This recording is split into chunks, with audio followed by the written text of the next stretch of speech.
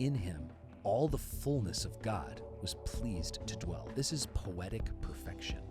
All the fullness. God's divine essence and attributes, all of his divine essence, all of his attributes were pleased to live inside the frail human body of Jesus Christ. This is a wonderful truth. But there are a lot of misconceptions about God the Father. Like, some people think of him as the man upstairs, that he's aloof. Some people think of him as like he's up there with a white beard, like he's old and he used to care. Some people think of God as an angry person. He's not with the times, he's rude. But none of these are true, not only because that isn't the Father we see in the Bible, but because they aren't Jesus, and Jesus is the Father. They're distinct, but remember what he said. They're one.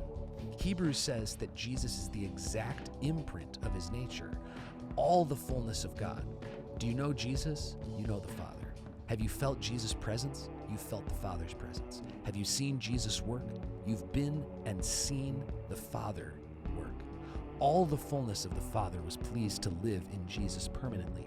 There's only so much stuff that can fit in a container, like 12 ounces of soda in a can, 1 gallon of milk in a jug, 5 people in a car, more if it's clowns.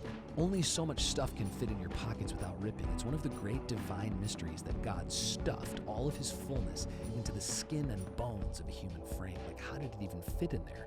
Jesus had a body like ours. He felt pain and grief and hunger, and yet all of the fullness of God was in there too. There's not a ton of applicable things to come out of this video, just something amazing to believe. That everything amazing about God the Father lived inside Jesus Christ. That is an awesome thing about God.